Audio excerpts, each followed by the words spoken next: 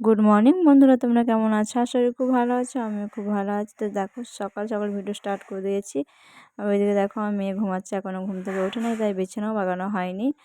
আর আমি brush trash করে চা খেয়ে সকাল সকাল আমি স্নান টান করে নিয়েছি। স্নান টান করার পর আমি মুখ হাত ধুতে বসে গেছি, যেহেতু আমার মেয়ে টিউশন যাবে তার জন্য। তো দেখো, আমি আলু কাটা হয়েও গিয়েছে আমার। দেখো, আর এদিকে পিসি কাজ বাগাচ্ছে, তো আমি আলু ভাজতে লেগেছি। দেখো, আমি আলু ভাজছি। আর আমার আলু ভাজা হয়ে গেছে দেখো। আর আমি একদিকে ভাত চাপিয়েও দিয়েছি আলু ভাজার পর। তো দেখো, আর আমার মেয়েকে মুড়ি দিয়েছি, এখনও রেডি হয়নি, এখনও রেডি হচ্ছে। তো রেডি হয়ে মুড়ি খেয়ে টিউশন যাবে। তো দেখো, এখনও রেডি হচ্ছে।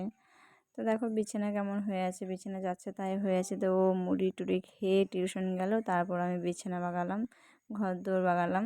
দেখো, তো কাঁথা বালিশ যা যা ছিল সব ছাদে রোদে দিয়ে এসেছি। তো তারপর আমি একটু ছাদে গিয়ে একটু বসলাম। দেখো, রোদ পাচ্ছি। তো সকালকার রোদটা খুব ভালো লাগে।